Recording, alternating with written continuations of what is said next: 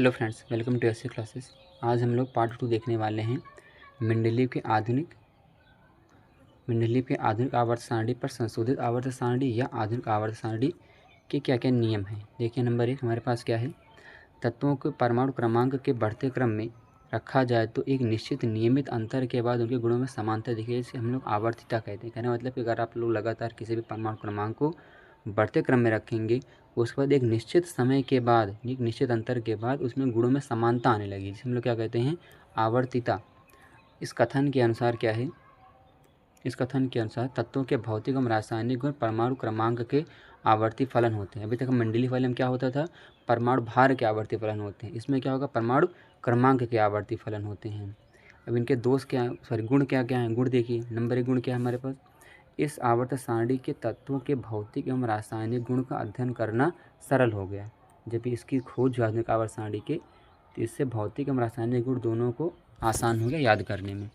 Number 2 क्या है, इस सारणी में परमाणु क्रमांक को ज्ञात करने में सहायता मिली। इससे यहाँ सब लोग परमाणु क्रमांक को भी आसानी से ज्ञात कर सकते हैं। नंबर 3 क्या है, प्रत्येक वर्ग के तत्वों में परमाणु क्रमांकों में वृद्धि के साथ साथ ऊपर से नीचे की ओर तत्वों में क्रमिक परिवर्तन पाए जाते हैं, जो कि निम्न प्रकार है। कहने का मतलब जैसे जो भी आपकी पीरियोडिक टेबल होगा, उसमें ऊपर से नीचे या नीचे से ऊपर जैसे में आप लोग जाएंगे, कुछ आपके क्रमिक परिवर्तन होगा। वो क्रमिक परिवर्तन आपका क्या क्या हो सकता है, हम लोग देखते हैं। जैसे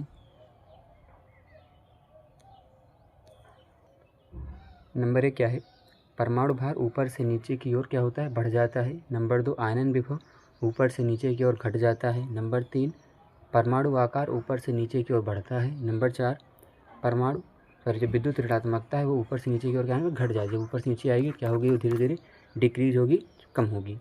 नंबर अगला क्या है, विद्युत धनात्मकता ऊपर से नीचे की ओर जाने पर बढ़ जाती है। नंबर अगला इलेक्ट्रॉन बंधुता ऊपर से नीचे जाने की ओर घटती है। विद्युत धात्विक गुण ऊपर से नीचे के जाने की ओर बढ़ जाता है। इसे आप लोग आराम से पढ़ सकते हैं। आगे देखिए, अब मैं इसको थोड़ा सा मैं दिखा देता हूँ क्या कैसे क्या होता है इसमें।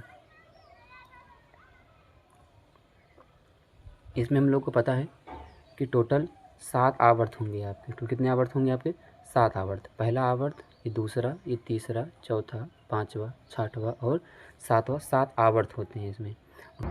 इनमें ग्रुप की संख्या कितनी होती है, टोटल ग्रुप संख्या होती है 18 ग्रुप की संख्या होती है। पहला, दूसरा, तीसरा, चौथा, पाँचवा, ऐसे करते करते करते आपका पूरा कितना हो गया, लास्ट में 18 पूरे हैं। अब हम लोग देखेंगे, जैसे इसमें सबसे पहले नंबर क्या था, परमाणु भार ऊपर से नीचे की ओर बढ़ जाता है। जैसे आप लोग क्या करेंगे, ऊपर से नीचे की ओर आएंगे। जैसे आप लोग ऊपर से क्या करेंगे, नीचे की ओर आएंगे। मतलब कहने का मतलब अगर ऊपर से आप लोग नीचे की ओर आएंगे तो आपका परमाणु क्रमांक बढ़ेगा। जैसे आप लोग देखें यहाँ पे इसका परमाणु क्रमांक 3, उसके बाद 11, फिर 19, 37, 55, 87, परमाणु क्रमांक धीरे धीरे बढ़ रहा है। अगला नंबर 2 क्या है, आयनन विभव। आयनन विभव क्या होगा, इसका धीरे डिक्रीज करेगा। कहाँ से, ऊपर से नीचे की ओर। जब आप लोग ऊपर से नीचे आएंगे, इसका आयनन विभव क्या होगा, वो घटेगा, धीरे धीरे डिक्रीज होगा। परमाणु का आकार क्या होता है, बढ़ जाता है। जैसे जैसे आप लोग ऊपर से नीचे की ओर आएंगे, ऊपर से नीचे की ओर, उसका परमाणु भार क्या होगा, आपका बढ़ जाएगा, बढ़ गया परमाणु भार। अब उसके बाद आगे देखते हैं विद्युत ऋणात्मकता। विद्युत ऋणात्मकता जैसे जैसे हम लोग ऊपर से नीचे की ओर आते हैं, इसे क्या हो जाती है, घटती है। सब में बढ़ेगी लेकिन इसकी क्या होती है, घटती है। क्योंकि हम लोग जानते हैं जो फ्लोरीन है सबसे ज़्यादा मोस्ट इलेक्ट्रोनेगेटिव एलिमेंट होता है। उसके बाद क्लोरीन होता है, फिर ब्रोमीन होता है, फिर आयोडीन होता है। ऐसे ऐसे आपका सारे एलिमेंट क्या होगी, घटना शुरू होगा। कहने का मतलब कि सबसे अगर आप ऊपर से नीचे की ओर जाएंगे तो आपकी विद्युत ऋणात्मकता क्या होगी, घटेगी। और इसका सेम उल्टा, जब आप लोग क्या करेंगे, विद्युत धनात्मकता जब ऊपर से नीचे की ओर जाएंगे क्या होगा, ये विद्युत धनात्मकता बढ़ेगा, इंक्रीज होता है। धात्विक गुण क्या होता है आपका, बढ़ जाता है। ये इतना था आपका इसमें। अब आगे देखते हैं हम लोग, मेंडलीव की आधुनिक आवर्त सारणी में आवर्तों की विशेषताएं निम्न है। नंबर 1 क्या है, सिरों पर समानता। सिरों पर समानता क्या क्या है, जैसे कि हम लोग जानते हैं कि जो आपके प्रथम आवर्त होते हैं, ठीक है ना, प्रथम आवर्त को छोड़कर प्रत्येक आवर्त का पहला तत्व क्षार धातु एवं अंतिम तत्व अकृत तत्व से खत्म होता है। जैसे देखिए फिर से आते हैं पीछे, आपका ये हो गया पहला एलिमेंट, ये आपका क्या होगा, क्षार। ये पूरा इतना क्या होता है, क्षार। पहला वाला तो क्षार हो गया, लेकिन जो आखिरी वाला तो किससे खत्म होता है, ये अक्री से खत्म होता है। ये इनका पहला गुण। अगला नंबर क्या है, संयोजकता में परिवर्तन। संयोजकता में परिवर्तन क्या होगा? लघु आवर्तों में तत्वों की संयोजकता हाइड्रोजन के प्रति पहले 1 से 4 तक बढ़ती है, फिर 1 से 4 तक घट जाती है। अगला नंबर देखो, क्रमिक गुणों में परिवर्तन। किसी भी आवर्त में बाईं से दाईं ओर चलने पर धात्विक गुणों के लक्षणों में क्रम में वृद्धि होती है। आधात्विक लक्षणों में वृद्धि होगी और धात्विक लक्षण में कमी होगी। अगला नंबर क्या है हमारे पास? तत्वों के ऑक्साइड की प्रकृति। प्रत्येक आवर्त में तत्वों के ऑक्साइड को गुण बाएं से दाएं पर क्षारीयता अम्लीयता की ओर बढ़ती है।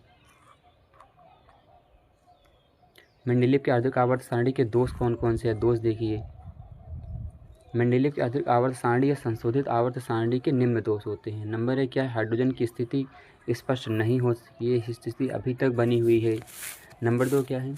फर्स्ट ए समूह फर्स्ट बी समूह के तत्वों के गुण बहुत कम मिलते हैं, फिर भी इन्हें एक ही समूह के तत्वों में रखा गया है। ये इसका नंबर 2 हो गया। नंबर 3 क्या है? धातुओं तथा अधातुओं के गुणों में अलग होते हुए भी इन्हें एक समूह में रखा गया। कहने मतलब कि जितने भी आपके मेटल होंगे और जितने भी आपके क्या होंगे नॉन मेटल, दोनों के गुण अलग अलग होते हैं, लेकिन फिर भी इनको क्या रखा गया है? एक ही सेल में रखा गया है, एक ही समूह में रखा गया है। अब आगे हम लोग देखते हैं दीर्घाकार आवर्त सारणी या प्रवर्धित आवर्त सारणी। मेंडेलीव की आवर्त सारणी के दोषों को दूर करने के लिए नील्स बोर ने तत्वों के इलेक्ट्रॉनिक विन्यास के आधार पर या बढ़ते हुए क्रम पर परमाणु क्रमांकों पर एक आवर्त सारणी बनाई, जिसे हम लोग क्या कहते हैं? दीर्घाकार आवर्त सारणी या प्रवर्धित आवर्त सारणी। क्या कहते हैं? प्रवर्धित आवर्त सारणी। इसमें क्या होता है देखिए, दीर्घाकार आवर्त सारणी के लक्षण कौन कौन? दीर्घाकार आवर्त सारणी के निम्न लक्षण हैं। नंबर 1,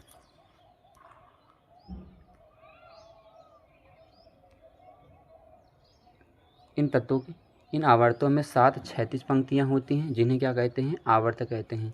नंबर 2, ये सेम चीज़, जैसे कहने मतलब कि अभी हम लोग जो मेंडेलीव वाला देखे थे आधुनिक आवर्त सारणी में, उनमें क्या थी? 7 क्षैतिज पंक्तियाँ थी, 7 क्षैतिज पंक्तियाँ। उसी में सेम ये नील्स बोर वाला है, इसमें भी कितनी पंक्तियाँ होंगी? टोटल 7 क्षैतिज पंक्तियाँ होंगी, इसे हम लोग क्या कहते हैं? आवर्त। क्या कहते हैं इसको? आवर्त कहते हैं। इंग्लिश में क्या कहते हैं? पीरियड। देखिए नंबर 2 क्या है? पहले दूसरे और तीसरे आवर्त को लघु आवर्त, चौथे पाँचवें छठे और सातवें आवर्त को दीर्घ आवर्त कहते हैं। कहने मतलब जो आपका ये बना होगा पहला वाला आवर्त, दूसरा आवर्त, ठीक है ना, और किसका? तीसरा, इन तीनों को हम लोग क्या कहते हैं? लघु आवर्त कहते हैं। क्या कहते हैं इसको? लघु आवर्त। बचे हुए जो आपके हैं चौथे पाँचवें और छठे और सातवें, सबके हम लोग क्या कहते हैं? दीर्घ आवर्त कहते हैं। समझ में आ रही बात? इस आवर्त सारणी में टोटल 18 ऊर्ध्वाधर कालम होते हैं, जिन्हें वर्ग, समूह या कुल परिवार कहते हैं। जबकि खड़े कालम होते हैं कितने? 18 होते हैं। हम लोग क्या कहते हैं? वर्ग भी कहते हैं, समूह कहते हैं, कुल कहते हैं या परिवार कहते हैं, चाहे जो आप कह सकते हैं, इतने नाम होते हैं इसके। अब आगे देखते हैं दीर्घाकार आवर्त सारणी के लाभ कौन कौन से हैं। इसका लाभ नंबर 1 क्या है?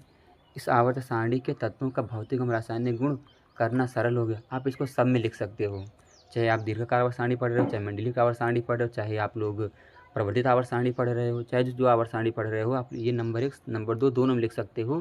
कहने का मतलब नंबर क्या है आपका? इस आवर्त सारणी में तत्वों के भौतिक गुण और रासायनिक गुण दोनों को आप लोग आसानी से ज्ञात कर सकते हो, ये सभी में लिख सकते हो और आप लोग आराम से। नंबर 2 क्या है? इस आवर्त सारणी की सहायता से तत्वों के इलेक्ट्रॉनिक विन्यास करने में सहायता प्राप्त हुई। कहने का मतलब पहले इलेक्ट्रॉनिक विन्यास करने में सहायता अच्छी नहीं होती थी, अब इनको जब इन्होंने ये वाली आधुनिक आवर्त सारणी दीर्घाकार आवर्त सारणी को ज्ञात कर दिया, तो इससे इलेक्ट्रॉनिक विन्यास हम लोग आसानी से कर सकते हैं। नंबर 3 आगे देखते हैं आवर्त सारणी के तत्वों का धात्विक गुण। धात्विक गुण कौन कौन सा होता है? आवर्त सारणी के तत्वों का धात्विक गुण निम्न है। नंबर 1, धातुएं आवर्त सारणी में बाईं ओर स्थित होती हैं। कहने मतलब जो आपका ये पैरेलल टेबल होगा, ये समझ लीजिए हमारे पास एक पैरेलल टेबल है, जितने भी आपके यस ब्लॉक में होती हैं, पे कह सकते हैं आप लोग, जितने भी हमारे बाएं साइड होती हैं सब क्या होंगी? हमारे पास धातुएं होंगी। जैसे जैसे ये धातुएं हमारे बाएं से दाएं ओर जाएंगी, इनका क्या होगा? ये अधातुई लक्षण की ओर चली जाएंगी। नंबर 2 क्या है? धात्विक गुण का अर्थ है कि किसी तत्व के परमाणु द्वारा इलेक्ट्रॉन को त्यागने की क्षमता। कहने का मतलब जो हम लोग जानते हैं कि जो भी इलेक्ट्रॉन होगा, या फिर सभी कह सकते हैं कि जो भी हमारे पास एटम होगा, वो जितने भी इलेक्ट्रॉन त्यागेगा वही क्या होगा? धातु बनाएगा। जैसे हम लोग मानते हैं सोडियम लेते हैं, सोडियम का इलेक्ट्रॉनिक कन्फिगरेशन क्या हो जाएगा? 2 8 एक क्या करेगा, एक अपना क्या करेगा, एक किसी को डोनेट कर देगा, जितना डोनेट करेगा उतना क्या बनाएगा, ये पॉजिटिव चार्ज बनाएगा। वही बोला ना कि इलेक्ट्रॉन को त्यागने की क्षमता, इलेक्ट्रॉन को ये क्या कर रहा है, इलेक्ट्रॉन को त्याग रहा है, जितना त्यागेगा उतना क्या बनाएगा, ये पॉजिटिव चार्ज बनाएगा, वही होगा हमारा धातु। नंबर 3 क्या है, आवर्त सारणी में बाएं से दाएं जाने पर धातु गुण कम हो जाता है, क्योंकि इलेक्ट्रॉन पर नाभिकीय आवेश बढ़ जाता है, इलेक्ट्रॉन त्यागने की प्रकृति क्या होती है, घट जाती है। मैंने जस्ट बताया कि जैसे जैसे हमारा परमाणु बाएं से दाएं की ओर जाएगा उसका क्या होगा, इलेक्ट्रॉन को त्यागने की क्षमता कम हो जाएगी, उस पर नाभिकीय आवेश क्या हो जाता है, बढ़ जाता है। नंबर 4 क्या है, धातु इलेक्ट्रॉन खोते हैं और धनात्मक आयन बनते हैं। जैसे फिर सोडियम को बताया, सोडियम ने क्या किया था, अपना एक इलेक्ट्रॉन किसी को डोनेट कर दिया था, खो दिया था, तो क्या बनाया था, प्लस बनता। अगर मान लेते हैं वही अगर हमारा सोडियम अगर 2 इलेक्ट्रॉन खो देता या 2 इलेक्ट्रॉन किसी को डोनेट कर देता तो यहाँ पर कितना चार्ज बनाता, 2 पॉजिटिव चार्ज बनाता। आगे देखते हैं, आवर्त सारणी के तत्वों का आध्यात्मिक गुण। आध्यात्मिक गुण कौन कौन सा होता है, नंबर 1 क्या है, आध्यात्मिक आवर्त सारणी में दाएं से और बाएं पाई जाती हैं। जितने भी हमारे पास आवर्त सारणी में जितनी भी आधातुएं होती हैं वो कहाँ पाई जाएंगी, वो दाएं साइड पाई जाती है। कहाँ पाई जाती हैं, वो दाएं साइड पाई जाती हैं। और धातु कहाँ पाई जाती थी, वो अधातु में, सॉरी धातु में बाईं साइड पाई जाती, अधातु कहाँ पाई जाएगी, वो बाएं साइड पाई जाएंगी। नंबर 2 देखो, अधातु में विद्युत ऋणात्मकता होती हैं या विद्युत ऋणात्मक होती है। जितनी भी धातु होती है हम लोग जानते हैं, ये हमारा फ्लोरीन हो गया, क्लोरीन हो गया, ब्रोमीन हो गया है, या फिर जितनी जितनी भी और गैसें होती हैं सब क्या होती है हमारे पास, ये विद्युत ऋणात्मक वाली गैस होती हैं। आवर्त में बाएं से दाएं पे जाने पर आध्यात्मिक गुण क्या होता है, बढ़ जाता है। जैसे जैसे आप लोग बाएं से क्या करेंगे, दाहिनी तरफ जाएंगे, बाएं से दाहिनी तरफ आवर्त सारणी में इनका क्या होगा, आध्यात्मिक गुण बढ़ेगा। आध्यात्मिक गुण क्या होगा, बढ़ेगा। क्यों बढ़ेगा बताएंगे, क्योंकि जितनी भी धातु होते हैं सब बाईं तरफ होती हैं, इधर होता है मेटल, उधर क्या होता है नॉन मेटल। जैसे जैसे आप लोग बाएं से दाहिनी ओर जाएंगे धातु गुण क्या होगा, बढ़ जाएगा। समूह के ऊपर से नीचे आने पर धातु गुण क्या होता है, कम हो। जैसे समूह है ऊपर से नीचे आएंगे क्या होगा, आपका धातु गुण कम हो जाएगा। प्रतिरूपी तत्व या निरूपक तत्व किसे कहते हैं, देखते हैं इसको। ये बहुत ज़्यादा नहीं पूछा था लेकिन फिर भी देख लो। तृतीय आवर्त के तत्व को प्रतिरूपी आवर्त तत्व या निरूपक तत्व कहते हैं। जितने आपके तीसरे आवर्त वाले तत्व होंगे, जैसे हमारा आपका पहला, दूसरा और ये तीसरा, जो भी तीसरे जितने भी एलिमेंट आएंगे सब हम लोग क्या कहेंगे, प्रतिरूपी तत्व कहते हैं या निरूपक तत्व कहते हैं। इसमें आता है कि हमारे पास sodium, magnesium, aluminium, silicon, phosphorus, sulphur और क्लोरीन, इतने एलिमेंट आते हैं आपके। आगे देखते हैं, प्रतिरूपी या निरूपक तत्व की विशेषताएं क्या क्या होती हैं। इन्हीं विशेषताएं देखें, ये अपने समूह के संयोजकता को दर्शाते हैं। जो भी आपके ये रहेंगे सबको क्या करेंगे, अपने संयोजकता को दर्शाएंगे। नंबर 2 क्या है, ये समूह में विद्युत रासायनिक लक्षणों को प्रकट करते हैं। क्यों प्रकट करते हैं, विद्युत रासायनिक लक्षणों को प्रकट करती हैं। आगे क्या है, सेतु तत्व या फिर ब्रिज तत्व। सेतु तत्व और ब्रिज तत्व क्या होते हैं, देखिए तृतीय आवर्त में फर्स्ट से 7th वर्ग के तत्व को सेतु आवर्त तत्व या ब्रिज तत्व कहते हैं। कहने का मतलब कि जो आपका तृतीय आवर्त होगा, तृतीय आवर्त में फर्स्ट आवर्त और कौन सा 7वां आवर्त, जितने भी तत्व होंगे आपके सब क्या होंगे, आपके सेतु तत्व या ब्रिज तत्व होंगे। जैसे इसमें क्या आएगा, sodium, magnesium, aluminium, silicon, phosphorus, sulphur और क्लोरीन, इतने आएंगे आपके सेतु या ब्रिज में आएंगे। नॉर्मल तत्व देखो, नॉर्मल तत्व क्या होते हैं, सामान्य तत्व। जिन तत्वों के गुण सेतु तत्वों के गुणों से अधिक समानता पाई जाती है उसे हम लोग क्या कहते हैं, सामान्य अथवा नॉर्मल तत्व कहते हैं। जैसे हमारे पास सोडियम भी है, सोडियम, हाइड्रोजन और लिथियम। अब संक्रमण तत्व आगे देखते हैं। संक्रमण बहुत इंपॉर्टेंट है, इसको हम लोग याद करके चलेंगे, क्लास तत्व में बहुत पूछा जाता है। जिन तत्वों के गुणों सेतु तत्वों के गुणों में कम समानता पाई जाती है उसे हम लोग क्या कहते हैं, संक्रमण तत्व कहते हैं। जैसे हमारे पास निकिल, कोबाल्ट और फेरस, जो इतने भी हमारे पास अभी तक सेतु वाले तत्व आए थे इनमें क्या होते हैं, गुणों में समानता कम पाई जाती है, इन्हें लोग क्या कहते हैं, संक्रमण तत्व कहते हैं। संक्रमण तत्व की विशेषता क्या होती है, संक्रमण तत्व की विशेषताएं निम्न होती हैं। नंबर 1, संक्रमण तत्व रंगीन आयन की प्रकृति रखते हैं या बनाने की प्रवृत्ति रखते हैं, रंगीन बनाते हैं। कहने मतलब उनके अंदर फेरोमैग्नेटिक या मैग्नेटिक प्रॉपर्टी से गुण आ जाता है कुछ। नंबर 2 देखो, इन तत्वों में संकुल यौगिकों की प्रवृत्ति होती है, संकुल यौगिक बनाते हैं, क्वांटम कंपाउंड बनाते हैं ये लोग। नंबर 3 क्या है, ये तत्व परिवर्तनशील संयोजकता को प्रदर्शित करते हैं। परिवर्तन माने कि ये क्या होती हैं, बदलती रहती है, परिवर्तित होती रहती है। नंबर 4, इन तत्वों में रिक्त स्थान कक्षक होते हैं, जिसके ये इस कारण से ये उत्प्रेरक के रूप में कार्य कर सकते हैं। नंबर अगला, इन तत्वों में अयुग्मित इलेक्ट्रॉनों की संख्या उपस्थित होने के कारण ये अनुचुंबकीय प्रकृति को दर्शाते हैं, क्योंकि हम लोग जानते हैं चुंबकीय प्रकृति दो प्रकार की होती है, एक होती है अनुचुंबकीय, दूसरी क्या होती है, प्रतिचुंबकीय, फेरोमैग्नेटिक और कौन सा, डायामैग्नेटिक। इसमें क्या होगा, अगर अयुग्मित इलेक्ट्रॉनों की संख्या होगी, कहने मतलब कि अगर आपके पूरे सबसे पूरे फुलफिल्ड नहीं रहेंगे तो क्या होगा, वो अनुचुंबकीय हो जाएगा। अगर यही मान लो हमारे पास कुंडली के नियम से हम लोग इसको पूरा फुलफिल्ड कर दें तो क्या हो जाएगा, ये प्रतिचुंबकीय को दर्शाएगा। अगला क्या है, आंतरिक संक्रमण तत्व। आंतरिक संक्रमण तत्व कौन से होते हैं, जिन तत्वों में बाहर के 3 कोषों में पूर्ण होते हैं उन्हें आंतरिक संक्रमण तत्व कहते हैं। जैसे आप लोग देख लें, हमारे पास सीजियम है, थोरियम है, लॉरियम है, जो भी आप लोग देख लें पूरा ये। आगे क्या है, आंतरिक संक्रमण तत्वों के प्रकार। आंतरिक संक्रमण तत्वों के 2 प्रकार होते हैं, कौन कौन से होते हैं। नंबर 1 क्या है हमारे पास, लैंथेनाइड सीरीज, दूसरा क्या है, एक्टिनाइड सीरीज, यानी कि लैंथेनाइड श्रेणी के सभी तत्व और एक्टिनाइड सीरीज के सभी तत्व। लैंथेनाइड सीरीज क्या होते हैं, लैंथेनाइड सीरीज के तत्व देखते हैं हम लोग। परमाणु क्रमांक 58 से 71 तक के तत्वों को लैंथेनाइड सीरीज के तत्व कहते हैं। इनकी संख्या कितनी होती है, 14। हम लोग जानते हैं जो एफ ब्लॉक होता है, एफ ब्लॉक में एक होता है लैंथेनाइड सीरीज, दूसरा कौन सा होता है, एक्टिनाइड सीरीज। तो लैंथेनाइड सीरीज में कहाँ से होता है, 58 से लेकर के 71 तक होता है। टोटल इसमें 14 एलिमेंट होते हैं, ठीक है ना। अब आगे देखते हैं लैंथेनाइड सीरीज के तत्व देखते हैं। लैंथेनाइड सीरीज के तत्व क्या है, परमाणु क्रमांक में 90 से 103 तक के तत्वों को एक्टिनाइड सीरीज कहते हैं। इनके तत्वों की संख्या कितनी होती है, 14 से हम लोग जानते हैं। ये हो गया हमारे पास लैंथेनाइड सीरीज, ये क्या हो गया, एक्टिनाइड। एक्टिनाइड में क्या होगा, 90 से लेकर कहाँ तक होता है, 103 तक होता है। टोटल कितने एलिमेंट, 14 एलिमेंट होते हैं। अब आगे देखते हैं आंतरिक संक्रमण तत्वों की विशेषताएं।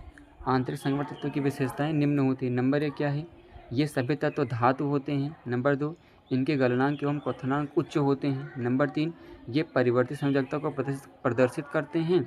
नंबर 4, अधिकांश एक्टिनाइड सीरीज रेडियो एक्टिव होते हैं। रेडियो एक्टिव कौन से एलिमेंट्स होते हैं बताएंगे। जैसे रेडियो एक्टिव तत्व वे तत्व होते हैं जिन्हें हम लोग अल्फा बीटा गामा किरणों को निकालते हैं। जैसे हम लोग कह सकते हैं बम्बार्डिंग कराई जाती है, वे रेडियो एक्टिव एलिमेंट होते हैं। नंबर अगला देखते हैं हम लोग, विकर्ण संबंध। ये पूछा जाता है एग्जाम में, 11th में एग्जाम में आता है। विकर्ण का संबंध, डायगोनल रिलेशनशिप पूछा जाता है, क्या होता है बताइए। इसमें क्या होगा, द्वितीय आवर्त के कुछ तत्वों के गुण तृतीय आवर्त के कुछ तत्वों के गुण से मिलते हैं, जिन्हें हम लोग क्या कहते हैं, विकर्ण संबंध कहते हैं। जैसे द्वितीय आवर्त का गुण कौन कौन, द्वितीय आवर्त में कौन कौन से एलिमेंट पाए जाएंगे, जैसे लिथियम, बेरिलियम, बोरान और कौन सा हो गया, कार्बन। और तृतीय वाले में क्या क्या होगा, जैसे सोडियम, मैग्नीशियम, एल्युमिनियम और कौन सा, सिलिकॉन। इसमें एक क्रॉस डायगोनल रिलेशनशिप पाया जाता है। लिथियम का जो गुण होगा वही मैग्नीशियम गुण होगा, तो ये रिलेशनशिप होगा, क्रॉस रिलेशनशिप। जैसे बेरिलियम का जो गुण होगा वही होगा एल्युमिनियम का, क्रॉस रिलेशनशिप। वैसे जो होगा बोरॉन का होगा क्या, किसका, सिलिकॉन का, ये भी क्रॉस रिलेशनशिप। ये क्या हमारे पास, विकर्ण संबंध। देखो तिरछा तिरछा बना, ये होती है क्या, विकर्ण संबंध। यहाँ lithium, magnesium, beryllium, aluminium, boron और सिलिकॉन का विकर्ण संबंध प्रदर्शित करते हैं। इलेक्ट्रॉनिक विन्यास के आधार पर यस ब्लॉक के प्रकार। हम लोग देखते हैं इलेक्ट्रॉनिक विन्यास के आधार पर यस ब्लॉक के कितने प्रकार होते हैं, या ब्लॉकों के कितने प्रकार होते हैं। इलेक्ट्रॉनिक विन्यास के आधार पर समस्त आवर्त सारणी को 4 भागों में बांटा गया, 4 ब्लॉक में बांटा गया। नंबर 1 कौन सा होता है, yes block. Number 2 P block. Number 3 D block. Number 4 F block. मैं तुम लोग को थोड़ा सा बताने का प्रयास करता हूँ कहाँ कहाँ होते हैं। ये होता है हमारे पास पूरा पीरियोडिक टेबल। ये हो गया हमारे पास पीरियोडिक टेबल। इसे हम लोग कहते हैं यस ब्लॉक, जो कि सबसे पीरियोडिक टेबल के सबसे बाईं ओर स्थित होता है। यस ब्लॉक हो गया। सबसे दाहिनी ओर को क्या स्थित होता है, पी ब्लॉक। ये यस ब्लॉक क्या हो गया हमारे पास, पी ब्लॉक। बीच में क्या होता है, यस और पी के बीच में क्या होता है, डी ब्लॉक। सबसे किनारे क्या होता है, एफ ब्लॉक होता है। समझ में आ रही बात ना। सबसे इधर सबसे बाईं साइड क्या होगा, यस ब्लॉक। सबसे दाहिने साइड पी ब्लॉक। दोनों के बीच में डी ब्लॉक। सबसे नीचे एफ ब्लॉक। और एफ ब्लॉक में 2 सीरीज बती होती है, कौन कौन सी, लैंथेनाइड और कौन सी, एक्टिनाइड। हम लोग देखते हैं यस ब्लॉक देखते हैं। यस ब्लॉक के अंतर्गत वे तत्व आते हैं जिनका अंतिम इलेक्ट्रॉन यस उपकोष में प्रवेश करता है, यस ब्लॉक कहलाता है। जैसे देखेंगे यस ब्लॉक के तत्व में आवर्त सारणी में वर्ग निकालने का नियम। जैसे हम लोग जानते हैं कि सोडियम क्या हमारे पास यस ब्लॉक का एलिमेंट है। इसका इलेक्ट्रॉन कन्फिगरेशन क्या होगा, 2, 8 और क्या हो जाएगा 1। ये तो हो गया हमारे पास नॉर्मल मेथड से, बोरबरी के नियम से होगा। अगर यही मैं बोलूँ कि अगर आप लोग करेंगे इसको अबाउ के नियम से, तो अबाउ के नियम से क्या होगा, 1s2, 2s2, 2p6, 3s1। यहाँ तक हुआ 3s1 तक। हमको इससे कोई मतलब नहीं, ना तो इससे मतलब, इससे भी नहीं मतलब, इससे मतलब हमको मतलब कि इससे है लास्ट वाले अपने सबसे से मतलब कि लास्ट वाले इलेक्ट्रॉन किस में गया था। अब देखेंगे आप लोग इसके आगे कौन सी गिनती है यहाँ पे 3, तो आवर्त की संख्या कितनी हो जाएगी 3। किस आवर्त का समूह, ये किस आवर्त का तत्व है, ये तीसरे आवर्त का तत्व है। और जहाँ पे ये यस1 लिखा गया, यस1, तो वर्ग की संख्या कितनी हो गई हमारे पास, 1 हो गई। कितनी हो गई, 1 हो गई। अब इसी प्रकार से हम लोग देखते हैं मैग्नीशियम का देखेंगे। मैग्नीशियम का रंग कन्फिगरेशन क्या हो जाएगा, 2, 8, 2। अगर यही हम लोग अगर करेंगे अहबाउ के नियम से क्या हो जाएगा, 1s2, 2s2, 2p6, 3s2। हमको किससे मतलब है, हमको आगे वाले से कुछ मतलब नहीं, हमको मतलब किससे है, लास्ट में 3s2 से मतलब है। आगे कौन सी गिनती लिखी हुई है, तो आवर्त कितना हो जाएगा हमारे पास 3। आवर्त कितना हो जाएगा, आवर्त हो गया हमारे पास 3। अब यस पे कुल कितना इलेक्ट्रॉन है, 2 इलेक्ट्रॉन। वर्ग कितना हो गया हमारे पास, 2 हो गया। ये हमारे पास है यस ब्लॉक के पहचानने का तरीका। अब इस प्रकार हम लोग देखेंगे पी ब्लॉक को पहचानने का तरीका। पी ब्लॉक कैसे पहचानेंगे, इस ब्लॉक के अंतर्गत वे सभी तत्व आते हैं जिनका इलेक्ट्रॉनिक विन्यास पी उपकोष में प्रवेश करता है, पी ब्लॉक कहलाता है। अब देखें जैसे हम लोग पी ब्लॉक देखते हैं, पी ब्लॉक में क्या होगा, पी ब्लॉक के तत्वों का आवर्त तथा वर्गों को निकालने का नियम क्या क्या है। जैसे हम लोग लिखते हैं इसमें बोरान लेंगे। बोरान कितना एटॉमिक नंबर कितना होता है इसका, 5 होता है। इसका अगर हम लोग नॉर्मल एटॉमिक विन्यास करेंगे बोर और बरी कितना हो जाएगा, 2 और कितना हो जाएगा 3। अगर बोर उसके आवर्त सारणी से करें, सॉरी क्या है आवर्त सारणी से, अगर हम लोग इसको करें अबाउ के नियम से, 1s2, 2s2, उसके बाद 2p1, 1s2, 2s2, 2p1। अब हमको मतलब किससे है, इससे भी नहीं मतलब है, इससे भी नहीं मतलब, हमको मतलब कि किससे है, आखिरी वाले से मतलब है। और याद रखना आखिरी वाला कितना है, 2p1 आया है। अब हम लोग लिखते हैं फिर से यहाँ पे 2p1 और ये बताएंगे आवर्त की संख्या कितनी हो जाएगी। जस्ट अभी हम लोग पढ़े इस ब्लॉक में आवर्त संख्या जो आगे गिनती लिखी वही आवर्त संख्या बन जाती है। आवर्त संख्या कितनी हो जाएगी यहाँ पे 2। लेकिन जब हम लोग यहाँ पर वर्ग निकालेंगे तो जितना भी यहाँ पे जितना पी पे जितना इलेक्ट्रॉन रहेगा अपना, उसमें हम लोग क्या करेंगे, 12 को हम लोग ऐड कर देंगे। जैसे एक यहाँ पे है पहले से, और हम लोग जब 12 ऐड कर दें कितना आ जाएगा हमारे पास 13। तो जो बोरान हो किस समूह का है, वो 13 नंबर समूह का है। इस प्रकार हम लोग आगे सोडियम का देख लेते हैं, सोडियम नहीं सॉरी नाइट्रोजन देख लेते हैं। नाइट्रोजन कितना होता है हमारे पास, 1s2, 2s2, उसके बाद 2p3। तो आवर्त संख्या कितनी आ गई, 2। आवर्त संख्या कितनी आ गई, 2। अब जब यहाँ पे कितना है हमारे पास 2p3 है, जब 3 में हम लोग 12 को ऐड करें कितना आ जाएगा हमारे पास, ये 15 आ जाएगा। समझ में आ रही है बात, ये किस आवर्त का है, ये दूसरे आवर्त का और 15 नंबर ग्रुप का। इसी प्रकार आप लोग और देख लेंगे, एल्युमिनियम को निकाल भी लेंगे। डी ब्लॉक को देखते हैं हम लोग। डी ब्लॉक में देखेंगे इस ब्लॉक के अंतर्गत वे सभी तत्व आते हैं जिनका अंतिम उपकोष डी इलेक्ट्रॉन में प्रवेश करता है या डी उपकोष के प्रवेश करता है, उसे हम लोग क्या कहते हैं, डी ब्लॉक के तत्व कहते हैं। इसका निकालने का तरीका जैसे हम लोग इसका निकालते हैं, स्कैंडियम निकालते हैं। स्कैंडियम का क्या होगा, स्कैंडियम हम लोग निकाल लेंगे नॉर्मल मेथड से, तो क्या हो जाएगा 2, 8, पहले होगा 2, फिर कितना होगा 8, फिर कितना होगा 8, फिर लास्ट में कितना आ जाएगा 2। 8 2 10, 10 8 18, 18 2 20। लेकिन एक इलेक्ट्रॉन बचा है, तो एक इलेक्ट्रॉन कहाँ पे जाएगा, इसके पीछे वाले में जाएगा। टोटल कितना हो जाएगा हमारे पास, ये 9 हो जाएगा। अब यहाँ पे देखने वाली ये बात ये होती है, जब आप लोग इसका इलेक्ट्रॉनिक कन्फिगरेशन करेंगे तो क्या आएगा लास्ट में आपका, ये 3p6, 3d1 और 4s2। तो जो इसका आखिरी सबसेल है वो कितना है हमारे पास, 4। तो इसका आवर्त संख्या कितनी हो गई, इसकी आवर्त संख्या हो गई हमारे पास 4। आवर्त संख्या कितनी हो गई, 4। लेकिन आप लोग ये देखेंगे कि जो इसका जो आखिरी इलेक्ट्रॉन था वो किस में गया था, वो पीछे आया था एक। तो यहाँ पर डी में हम लोग क्या, डी में कितना है 1, तो एक हम लोग कितना ऐड कर देंगे 2। जब 2 में 1 ऐड कर कितना आ जाएगा हमारे पास 3। तो क्या हो गया हमारे पास, ये डी के आवर्तों की संख्या निकालना होगा। आवर्त भी निकाल लिए हम लोग और वर्ग भी निकाल लिए। उस पर आप लोग जब जिंक का निकालेंगे, जिंक में क्या करेंगे, जिंक का लास्ट में कितना आएगा 3 D10 और कितना आएगा 4s 2। आवर्तों की संख्या कहाँ से सबसे लास्ट वाले से। आवर्त यहाँ पे कितना आ जाएगा 4, इसका आवर्त कितना आ गया 4। लेकिन जब वर्ग निकालेंगे तो वर्ग हम लोग ये देखेंगे कि उसका आखिरी इलेक्ट्रॉन किस में गया है। तो आखिरी इलेक्ट्रॉन किस में गया है इसका, एक पीछे वाले में गया है। तो पीछे वाले में 3D10 है, तो 10 में हमको कितना ऐड करना है 2 ऐड करेंगे तो कितना आ जाएगा 12। तो वर्ग संख्या कितनी आ गई इसकी 12 आ गई। हमको यह ब्लॉक पढ़ना नहीं, आप लोग यह ब्लॉक का सिलेबस है नहीं, यह ब्लॉक हम लोग नहीं पढ़ेंगे। आज के लिए बस इतना ही। थैंक यू, जय हिंद। आपको टेलीग्राम चैनल ज्वाइन करना हो तो आप लोग टेलीग्राम चैनल ज्वाइन कर सकते हैं, हैंड रिटन नोट्स ले सकते हैं। Thanks for watching this video. Like share, don't forget to subscribe.